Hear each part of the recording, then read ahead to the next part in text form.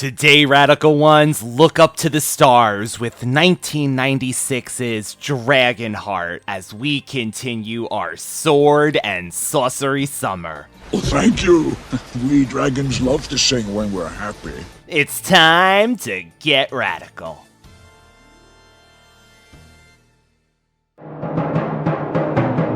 Something really special that I've been promising to show you. What would you do to get him? Grab him and take him. Take him. Like that. Hey, look! A Dungeons and Dragons ride! Yes! Let this be our final battle! I have my eyes, I have my cunning, and now I have strength. A never-ending adventure, new for your Nintendo Entertainment System. Zelda! You must find a champion, full of heart and pure in spirit. Champion? What champion?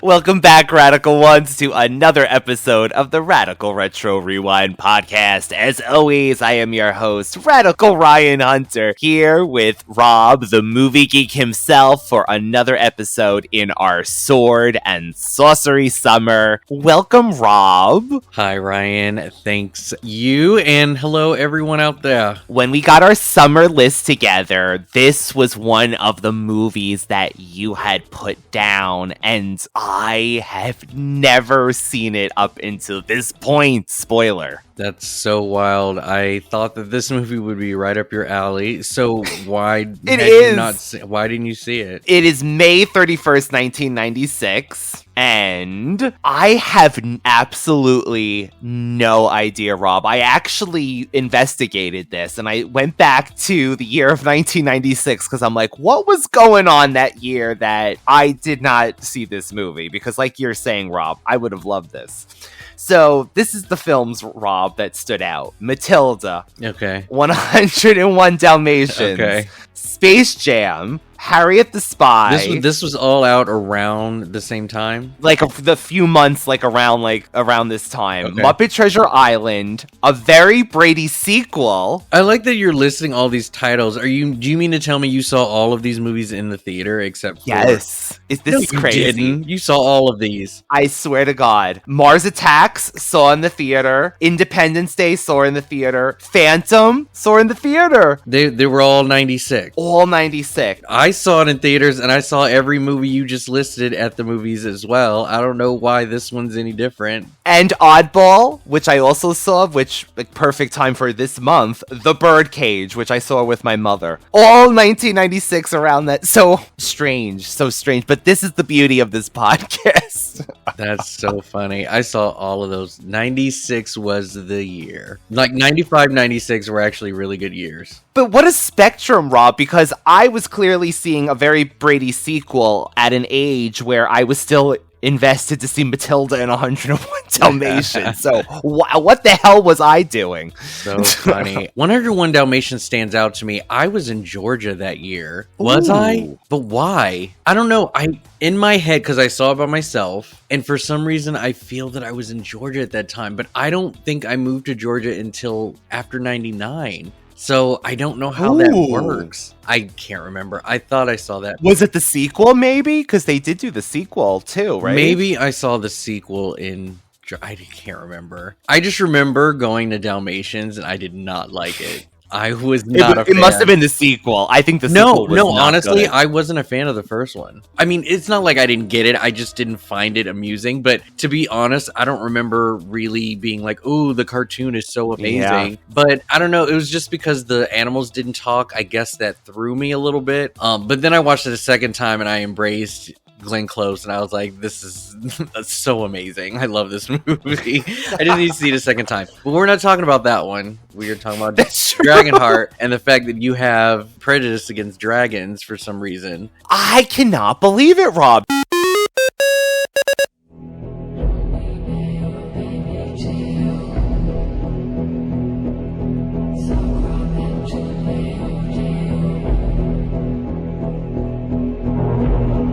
1,000 years ago, there lived a man of honor and a creature of legend. He's the greatest dragon slayer there is! I personally have seen him slay almost 2 dragons. Haven't had this sort of challenge in some time. Not likely to again. They were 2 sworn enemies. How do you like the ride so far? I will rid the world of every last one of you. I am the last one. If you win, you'll be out of work. Who formed an extraordinary alliance. I hope you like it well done. This knight is no dragon slayer. We made a bargain, remember? 1 dragon put down, 1 bag of gold. Well done, Boyd! That's even bigger than the last one! Actually, he's about the same size. This time I'll collect the money and you can die. But when the forces of evil threatened the land, In your kingdom, mine, and there are worse fates than death. Mother! they found there is no honor Men like you give people courage and hope. without risk I wanted to live! and no friendship For I ain't to die, you must destroy me. without sacrifice. I go to save the dragon! Who will go with me?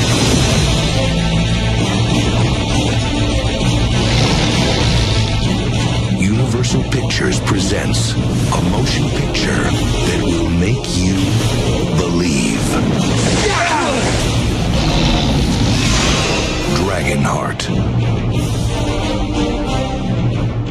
For anyone who has not seen this, it's described as a young, sickly king, Eon, or Eon. That's how I remember hearing his name. Eon. Was wounded in battle. In order for him to survive, he is healed by Draco, a dragon. Some years later, Bowen, a dragon slayer, encounters Draco. The 2 team up to form a traveling duo that perform an act, but the act is only known to themselves. Bowen supposedly slays dragons and then collects the reward from the town or village, and then from there, they go on to try to save the whole entire kingdom from the evil king. What a movie! Well, it sounds like you liked it. Is that correct? This movie was split up over 3 separate days, 3 separate viewings, and each time I would go back a little from where I left off, so I feel like I kind of saw the movie 3 times, and each time I got further in, I enjoyed it more. That's good. Awesome. The first time I was watching it, must have been preoccupied, and by the second time, I'm like, oh yeah. And by the third, oh my god, by that ending with that music, I was almost crying. Okay.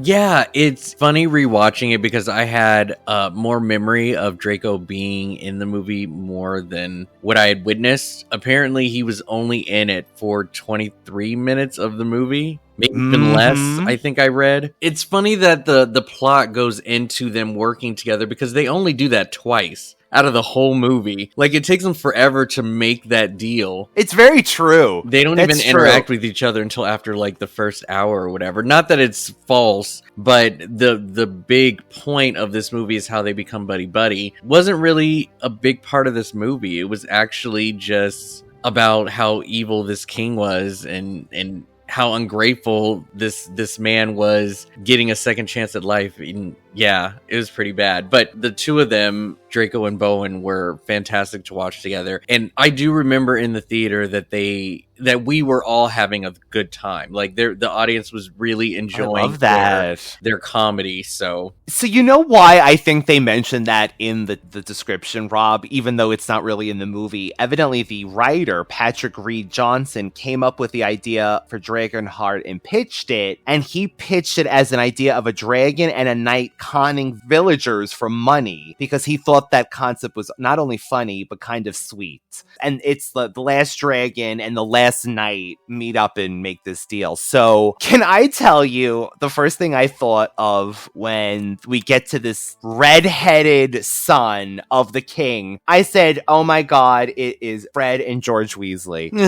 It is Ron Weasley's one of them. And you could read, I swear, Rob, evil on this kid. Yeah. From the moment he clutched that crown, Rob, I would have said, oh no. Mm-mm. Yeah. It's a little bit of a trope back in the 90s, or even telling a story from that time period. You know, you look at, well, I mean, it's not like guaranteed each time, but again, aside from his facial expression, usually someone who is very slim, we'll even say skinny, are perceived as weak. He has a chip on his shoulder. He has a lot to prove, and mix that with money, you turn into a very spoiled brat or someone who believes that everything is deserved to them, but they just have something to prove. And so they just do everything they can in order to be on top. And that could include killing your own father or letting him die.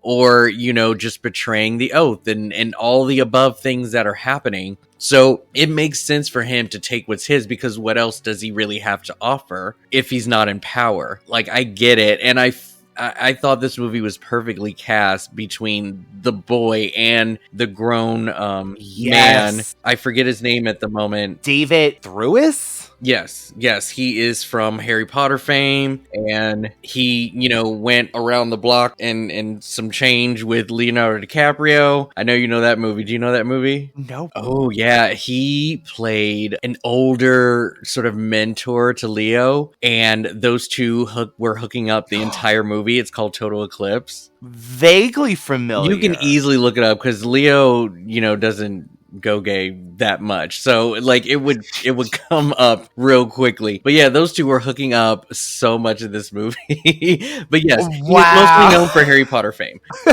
And that, yeah, I 100% agree. Like, this son was perfectly cast. You could tell he was going to be evil. I did remember the depths of how evil he was, like just with the idea of him like letting his dad die, and he's like grabbing the crown, like, it's mine now, go die quickly. Like, we need you to die. I forgot all about that. I thought that was crazy.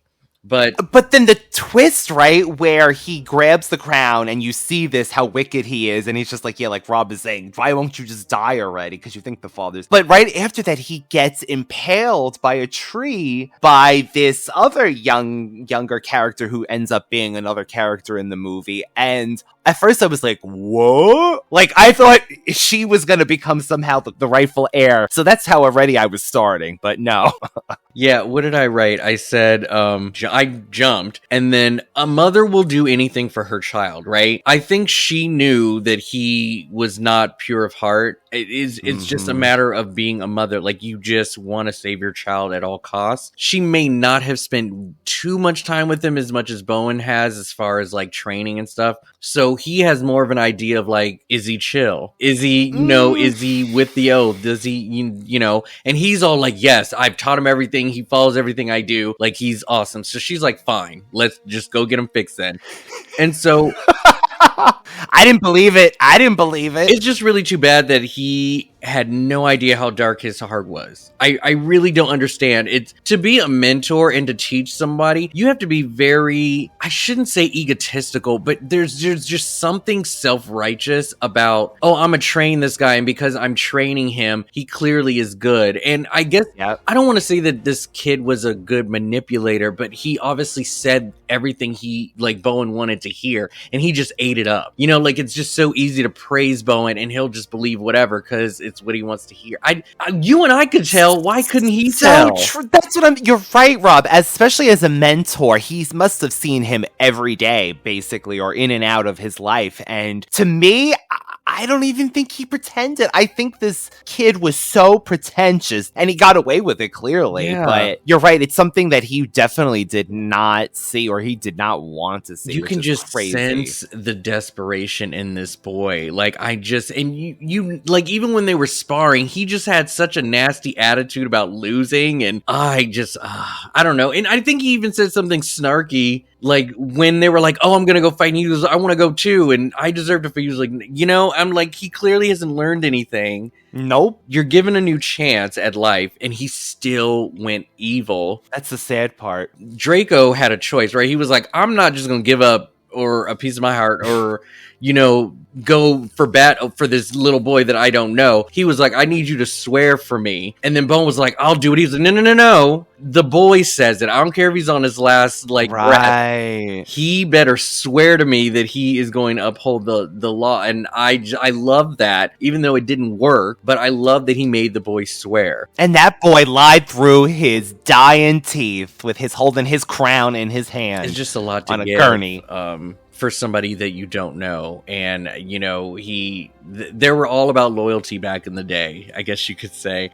True. Overall, I will say that I enjoyed watching this movie again. I did laugh out loud a couple of times. And I think what drew me to this movie so much, especially watching it in theaters, was how human and lifelike Draco was. And his facial expressions and his mannerisms, they were very human-like. And I really enjoyed that. I think especially when he pretended to take the stake into his heart while they were scheming, and it was just a theatrics of him just going through the motions and like, oh, and then, just kind of like falling to the ground in the water. I just thought, it's like, this is clever. And this is the movies that I like to watch. I just enjoyed that. And they made Draco look like Sean Connery. Like, that was the whole point of that look. You can see it, and it's like perfectly cast with him. I'm so glad that he is Draco. This is again the roller coaster I had with this movie. The first watch where I got like 34 minutes in 40 minutes in. And this is pretty lengthy, right, Rob? This is like almost, I would say close to 2 hours almost. I was so taken back just hearing Sean Connery's voice. That's all I could picture was an older man talking as this dragon, especially when after he gets the name and he's just like, I'm Drake. Oh my god, it took me out. Ready or not, here I come!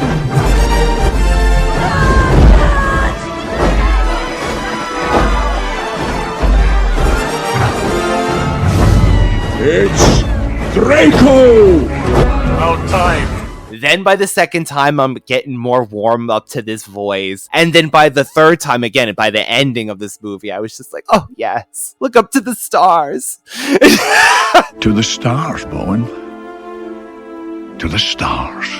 I think had I seen this, as a kid, I would have just fallen right into it. But I do love that casting. So we're talking casting right now. Did you read that it was almost Liam Neeson? Which is crazy, Rob, because did you see this? It says because they didn't see him as an action hero. And to me, I mean, I'm not even going with Taken and all these things. I'm going a few years later being a Jedi. Like, I'm so glad. Well, wasn't Liam Neeson up for the Draco voice, or was he up for Bowen? Bowen, actually. It says. Okay. The one I saw said Bowen, and they didn't see him as an action hero. I thought it was for Draco. Didn't they have somebody as a different voice, like Clive Owens or something? Or maybe Clive Owens was in the pre-production shoots, I think, or something I read. Well, I saw this other name, which was crazy, because she had another movie out at the same time, Whoopi Goldberg. Yes, she was supposed to be. She could have been Draco, and I wouldn't have minded that at all. Back to Liam Neeson, that Bowen part. I mean, Tom Hanks, Kevin Bacon, Harrison Ford, Mel Gibson, yada yada, Patrick Swayze. But Arnold Schwarzenegger is in, Rob, spoiler, every casting, I think, this summer.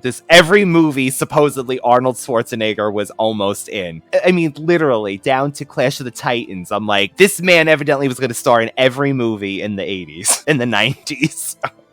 Well, I do like the casting in this movie. I thought Dennis Quaid did a fantastic job. And Dina Meyer, oh my God, was she so young. So young. Jason Isaacs, forgot he was in this, and I was actually really shocked on the type of person he was playing in this movie. A lot of this cast I had no idea was in this movie. Oh, our very own Brian Thompson. We got to give it to Brian Thompson.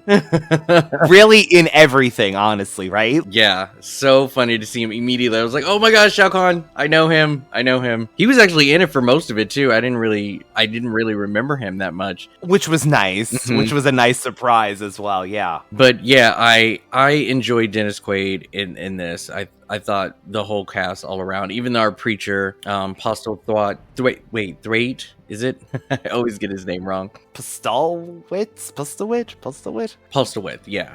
Yeah, I even enjoyed him. I thought he was fun too. So wonderfully cast. I don't think I would have traded out anyone, and I really enjoyed the buddy comedy of it all. I'm sure there are movies like this sort of all around, but just the idea of having a dragon and this man become friends is fun for me. So, but I enjoyed the tie-in of the moral aspect of the heart being connected to him and, you know, all of that. I know. In giving my heart, I've taken on every poison stirring in his evil breast. Even the pain of his death must be mine. You cannot blame yourself.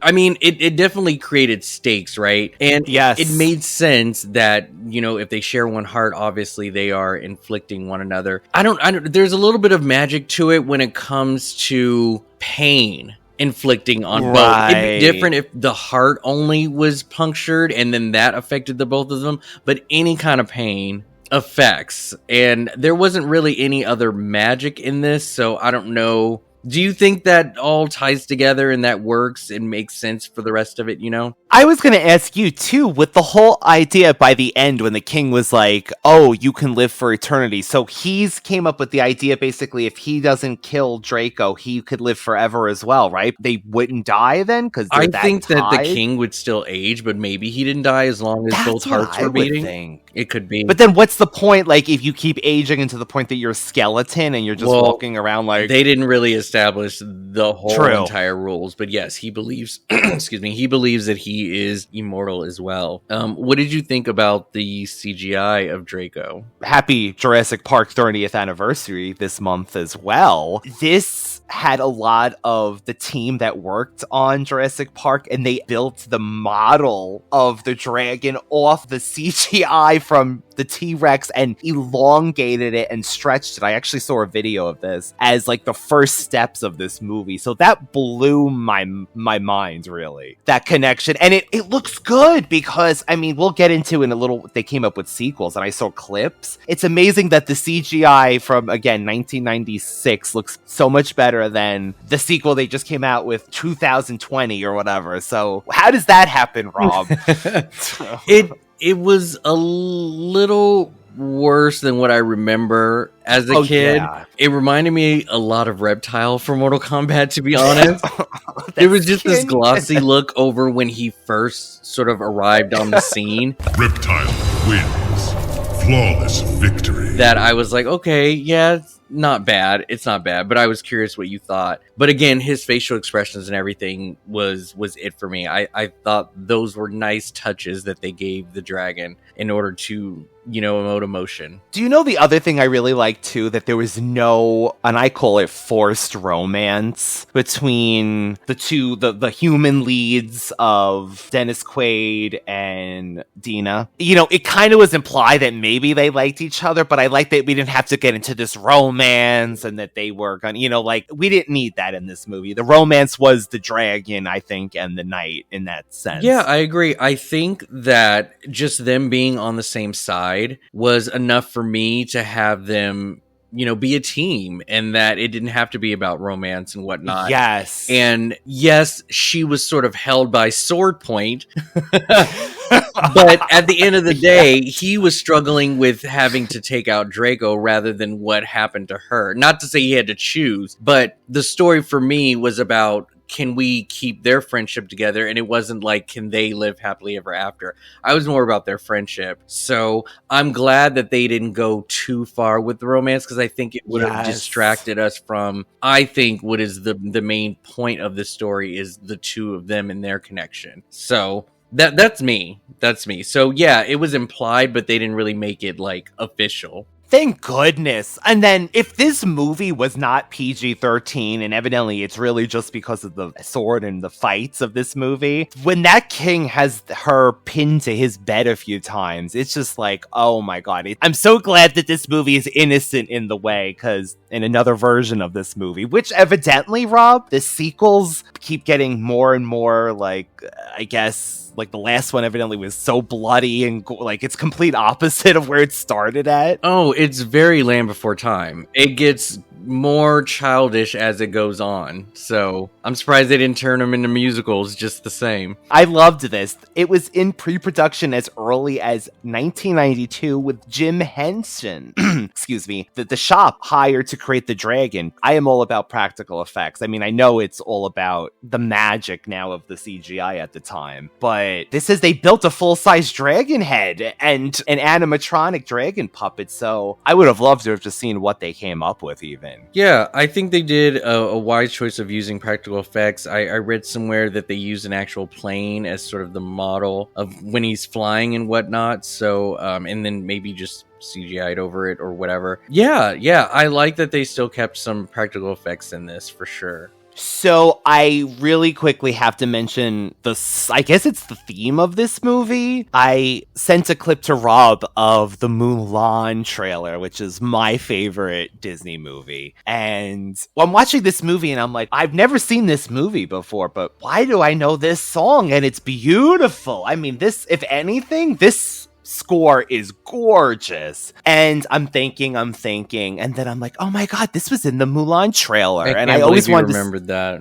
I always wanted to find out what song that was. I thought that was going to be in the movie as a kid, and I always said, that's music score so gorgeous. Meanwhile, I go on and I find out it was used in the Oscars, it was used in the 2004 Olympics. So this is so crazy that this song is, they said it's been used in dozens of movie trailers. I know, I can see why. I only associate it with DragonHeart, though.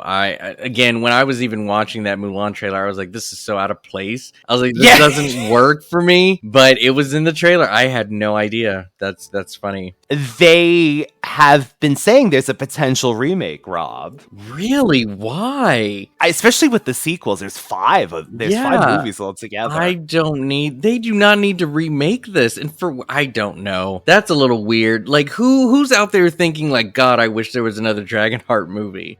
The writer, evidently, because he says 2013 this started. He said he wanted to do it again with Sean Connery at the time, of course, and Liam Neeson, his original choice. Okay. Then in 2018, he says there is still interest in the project to be remade because of the momentum of all of the prequels and sequels they made. So leading to a big budget remake of the original film. I think like you said, Rob, I don't know if that's needed at this point. I don't know exactly what the gimmick would be. I mean, that would be really interesting to see what they choose to do with that. I want to talk about Eon for a minute. This guy played a very, very good villain. I think if anyone needed some pure evil on screen, this was a great example. You know, after getting the second chance at life, you know, this king didn't wait but 5 minutes before going against the code. Really? Literally?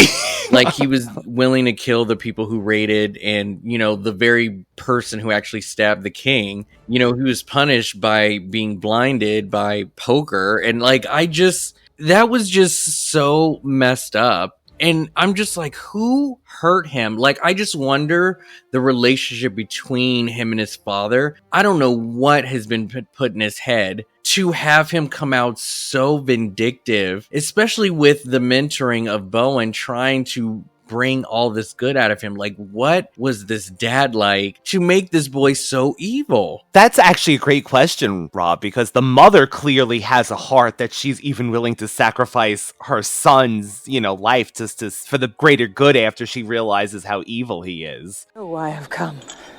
I know. In giving my heart, I've taken on every poison stirring in his evil breast. Even the pain of his death must be mine. You cannot blame yourself.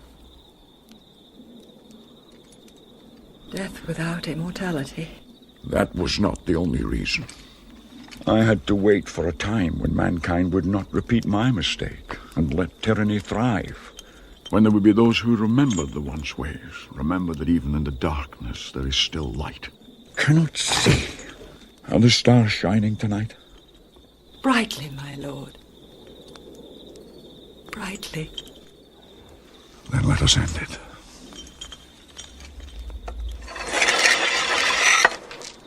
Do you think that it comes from kind of a nurture thing, or is it just because of the simple fact that he was rich and spoiled? I mean, that wickedness seems to that was like pure, like you said, evil. I think. Like, I think there's a I hope there's a difference, because telling you, the first time that kid went on the screen, I was like, oh wow. I love this though, because I think it's so funny that when you see a child go evil, get this, everyone gets blamed for it except for the parents. The parents are the only ones who get away scot-free. It is the teachers, it's society, it's his friends, it's TV, it's video games, but it's never the parents. So what does Bowen do? Bowen decides, oh, you dragon, you piece of crap, you corrupted this boy, yada yada. Yeah. And he went on a 12 years fighting dragons. All these dragons Killing died them. based on Exactly. his stupid misunderstanding. Can you believe this? This is I thought wild. that was horrifying, Rob. And then the fact that he was just like, I mean, I guess he has to be okay with it. He was the last one at that point. But I'm like, wow, this guy killed all of these dragons that are so beautiful that they sing when they're happy. You're right. It's horrifying for this one evil kid.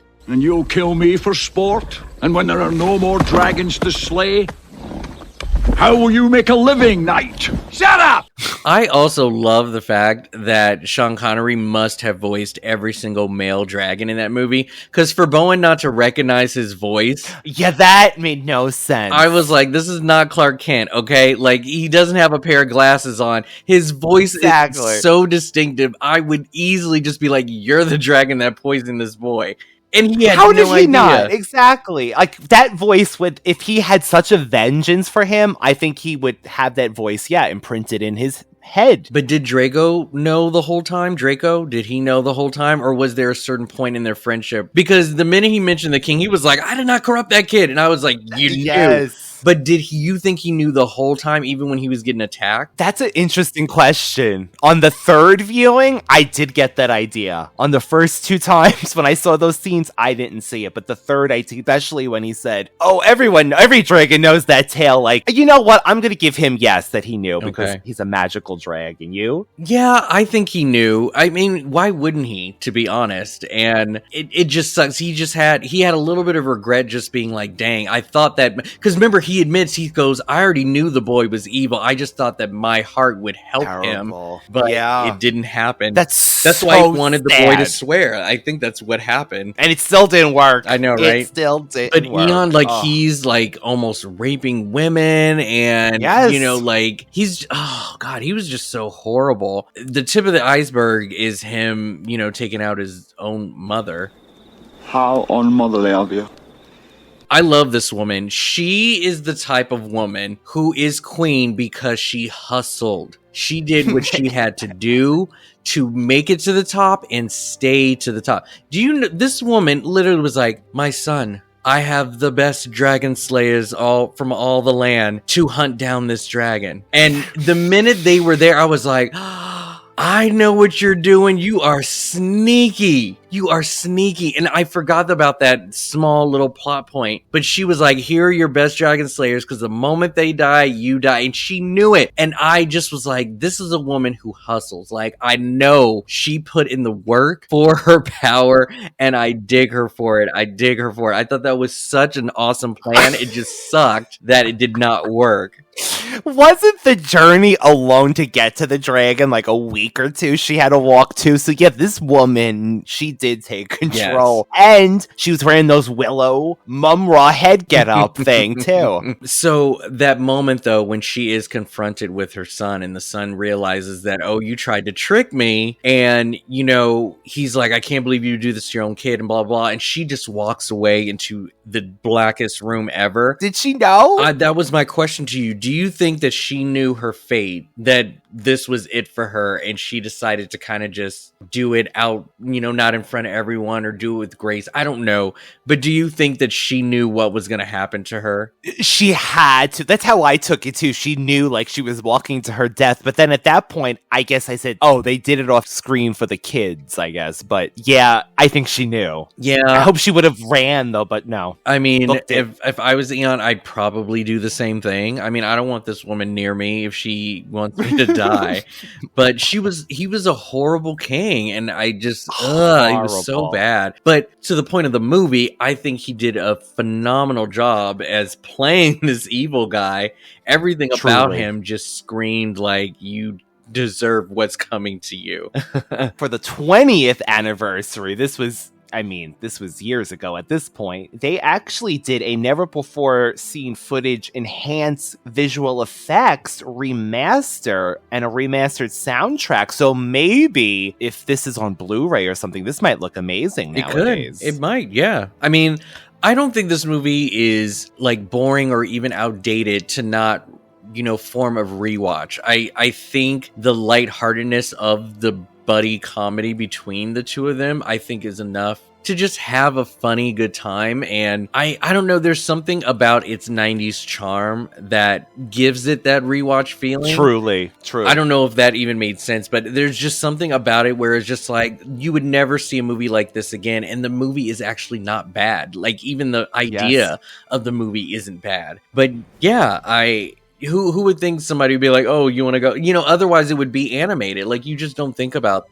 these kind of movies. I wanted to talk about Bowen a little bit. So Bowen has been definitely betrayed. His eyes have been open. He's been, bamboozled by this boy and feels that this is very Mad Mardigan. Remember how he was betrayed and then felt like, I don't work for no one. My oath isn't to anyone. I put in my work as a knight and I'm noble and I'm true and all this stuff. And what do you see the world for what it is. It's evil and it just gives power to the undeserved. And he's like, I'm done, right? And I like this line that he says. He goes, why should I stick my neck out for people afraid to take risks of their own? So you had another knight being like, fight with us. There are people who need your help. Yep. And he's like, this entire town isn't willing to stand up for themselves. So why am I putting myself in risk for people that don't care about their town? And I totally get it. He's super burnt out and he's just lost all hope for people. But what do you think of this decline of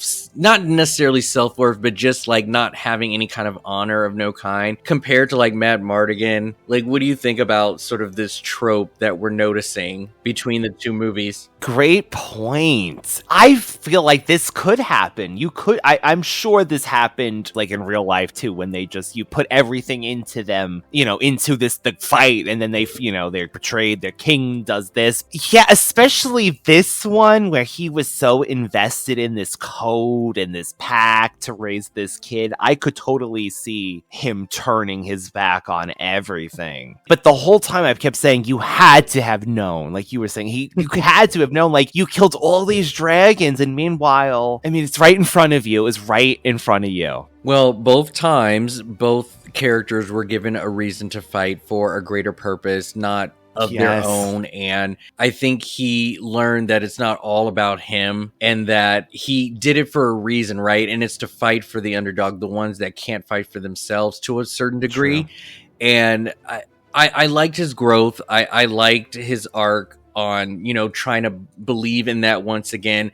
When he was saying the oath in front of that ghostly king or whatever, that stone, I thought that was beautiful. Yes. I thought it was so cool. And it was a really nice moment. So I enjoyed sort of that part of the storyline too. And is that Draco and that friendship was enough for him to really get back to where he was before. That's why this friendship is so powerful. And that's why I like this movie so much. As cheesy as I just sounded, I dig that kind of stuff. And I just like that this movie gave him enough belief, you can get back into who you used to be and still feel honor even though you've been burned before. So I really like that. And Draco, I love this line. He's so classy. He goes, Draco is a man that just never swallows. Oh my god. Yes. You remember that? Great point. Oh my god. They're trying to placate you with a sacrifice. Whoever gave them that bright idea? Never mind. Just get rid of her. How? Eat her. Oh, please. Yeah. Aren't we squeamish? You ate Sir Eglamour, hypocrite. I merely chewed in self-defense, but I never swallowed. Improvise. I looked into what happens in the sequel to this. Please tell the world. I'm sure they're just on the edge of their seat. Let's know, because I can't. I do remember watching the second one a little bit. I just know it had looked nothing. horrible. It had little Masterson in it though. Yes. But yes.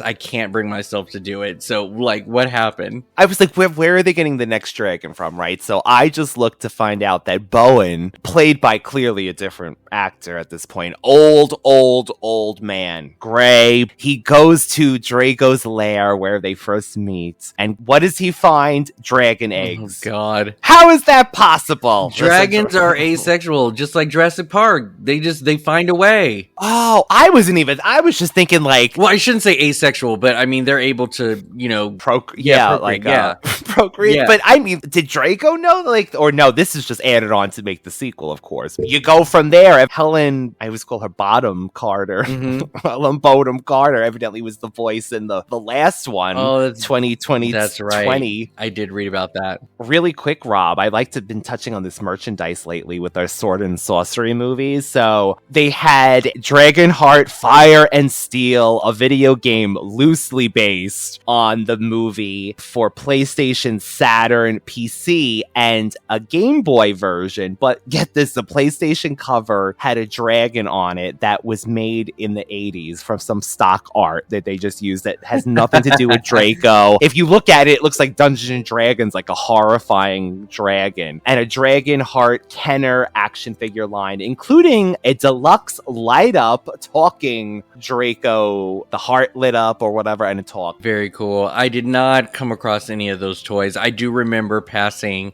the video game cover boxes at the video store all the time, so I'm definitely aware of the video game. Never played it, but I was curious how they were going to do the sequel, and I think after that second one, I was just like, nope, this is a memory that I'm just going to keep hidden with the first one, and that's it. I don't think I can go any further. I mean, I think a movie plot like DragonHeart is something that can be stretched out. Is it going to be cohesive? Yes. No, but I think it's a very easy way to just be like, let's have a different scenario where, this happens and it's the same thing. Let's see how it works out. It's an easy enough plot that you can make billions of these movies, right? But the quality is something that it lacks, and it just sucks that they took a movie that actually was pretty good and was like, oh, because you can still make quality, good money grab movies, right? Yes. Just because you're taking the easy route on making like a sequel doesn't mean you have to take out the quality of it. And they could have really got into, I mean, whether it's budget or you didn't have the right writers, but they could have put some effort into these sequels if they wanted to. Nothing stopped them from making this like a wonderful franchise, but it's whatever. And how did I miss not only this movie, which I don't know what I thought was like a Braveheart kind of movie in my head when I heard this movie over the years, but how did I miss that they made 5 of these? That's so funny. What? I mean, every time I look up this movie, like the sequels come up before the original does, so they're there. Now, maybe one day I'll watch them, but I just can't bring myself to do it. I can't even imagine. Yeah. I keep seeing there's like a multi-pack. They're forcing you to buy all of these movies at once. Rob's recommendations. Rob, do you have some recommendations for this sword and sorcery DragonHeart crowd? Of course, without question. Okay. For those who remember DragonHeart, or for those who watched it along with Ryan for the first time, and you just liked sort of the tone and the feel of the movie, here are 3 movies that are similar that you might get a kick out of based on DragonHeart. And the first one I'm going to say is a very obvious one, How to Train Your Dragon. I mean, if this is not the animated version, I don't know what is, but How to Train Your Dragon, animated, I believe it's DreamWorks. Yes, I believe so, yes. I want to say that they're getting a live action movie of this. If I'm not mistaken, I think I just read about it. Ooh, dragons back in pop culture. So that should be interesting. And the next title I have is, again, just sort of piggybacking off of the human-animal sort of buddy aspect, but also that very heartfelt dramatic connection between the two said characters, White Fang. I don't have many memory of this movie, but I just know the relationship between this boy and this wolf was legendary. Everybody talks about, and I think they went up to part 3. Whether they're connected or not, I can't remember, but White Fang, yes, I definitely recommend that. I think it has the same heart as DragonHeart does. And if you like the medieval time, that time period, and also the wonderful seducing voice of Sean Connery, I suggest watching one of his other films that kind of takes place in that era, and it's called First Night. N-I-G-H-T with, I believe, Richard Gere was in this. I don't remember the movie that well. I just know from the plot and everything that this, I think, would fit under the same realm to entertain you in that same way. All right, now, if you did not like this movie, it was too kiddish or too cheesy, didn't like the CGI, maybe it's too old, too silly, not realistic enough, I have some movies for you. First up, a dragon film, but on the other side of the spectrum, this is for the adults. It's called Reign of Fire with Kristen Bale. Yes. You want to see dragons be the villains of us humans? Watch Reign of Fire. Do you remember Reign of Fire? I really liked that movie. You did? It gave me those... it was like that post-apocalyptic kind of feel with dragons, I feel like. Great. And next, I have sort of the quirkiness of DragonHeart, but done more modern, maybe more down to earth, A Knight's Tale with Heath Ledger. I think this movie delivers on the comedy. I think the movie is also perfectly casted, and it definitely hypes up that era, but it gives it a modern twist, especially with the soundtrack. I think it had a lot of like pop rock in it. At the time, sound. So Knight's Tale is a great one. If DragonHeart didn't do it for you, this one just leans a little more right off the fantasy aspect, but still keeps its nature in medieval times. And last but not least, if DragonHeart didn't do it for you, but the sort of impact of voice acting is something that impresses you if it's done right. I have a movie that is, it's a heavy drama. It's super, super sad, but in a good way. I mean, it just tells a really touching story of an adolescent who has to deal with grieving of the loss of his mother. And he sort of just transports himself in his own fantasy world in order to cope, which includes a monster voiced by Liam Neeson called A Monster's Call. Now, I don't know if many people really know about this movie. I saw it in theaters. It has Sigourney Weaver in it as this sort of like pseudo stepmother-ish person. Like, she comes off evil, but she actually is just very frustrated. Like, she's been put into the the responsibility of motherhood out of nowhere, and she's just kind of coping because she doesn't know what she's doing either. But this little boy is trying to find strength within himself to really deal with the loss of his mother, but also his being bullied at school. And he just escapes to this world where this monster, like, literally is just trying to like get him to like buck up and like stand up for yourself and be strong. And the voice casting with Liam Neeson compared to this monster, who I think is also designed to look like Liam Neeson, it's so good. Look up a trailer, look up a poster, just look up what the monster looks like. And if you watch the trailer and see that you are interested, you will not regret it. I think this movie is fantastic, and it's just done on a more serious vibe than DragonHeart. So I would say that in parallel, this would give you more of a emotional impact. I'm actually looking at a picture based on this still. It looks fantastic, the monster. He looks like a tree. Rock. It is visually stunning. The special effects are amazing, and it's an underlining movie that many people don't really know about. But I remember seeing it. I was impacted very, very much by it. So definitely go see it.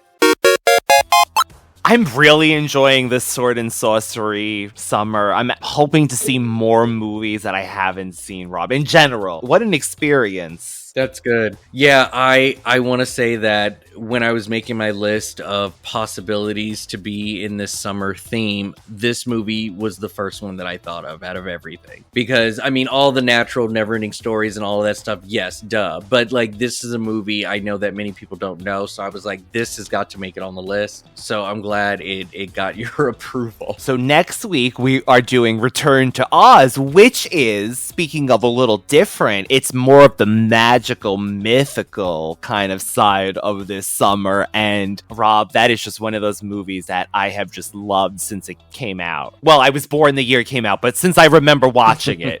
Yeah, I'm very excited for Return to Oz. I think that movie is so good. It's so vastly different from the original, and yes, it really sets the audience apart. Like, you are either Wizard of Oz or you are either Return to Oz, and you have to pick a side. The original TikTok. Yes, yes. This is before the app, and this is before Kesha. Yeah. This is the original TikTok right here. So, Rob, where can people find you when you're not hanging out over here? For 2023, I am posting every single movie that I watch for the year and just doing small little snippets of my review and my score from 1 through 5, and just giving sort of a little description of what I thought of the movie. I'm reviewing old and new movies. Any movie that I watch, even if it's a rewatch, I'm going to post it. Right now, as we are talking in June, we're almost half through the year. I've watched over 55 titles. Wow. And of full-length movies. So, yeah, and it's going to keep going. I have no idea what the number will be at the end of the year, but yeah, look on Instagram under Rob the Movie Geek. I think it may also be under the Unique Geek as well. And just follow the journey on the movies that I watch, and definitely suggest any movies you think I should be watching. Yeah, DM me and let me know. And the links will, of course, be below in the description. And the Radical Retro Rewind podcast, one word on Instagram. Rob, I realized for the first 3 years of this podcast, I've been saying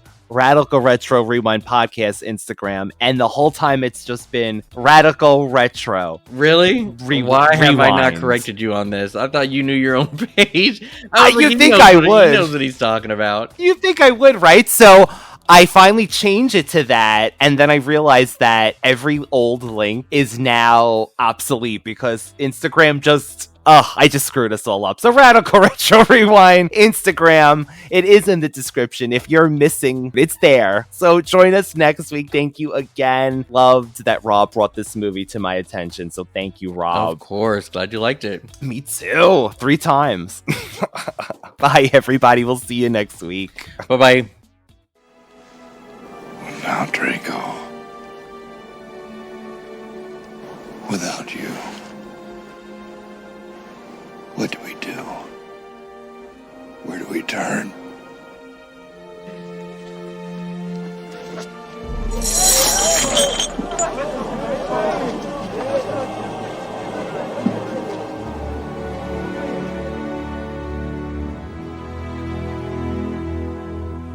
To the stars, Bowen. To the stars.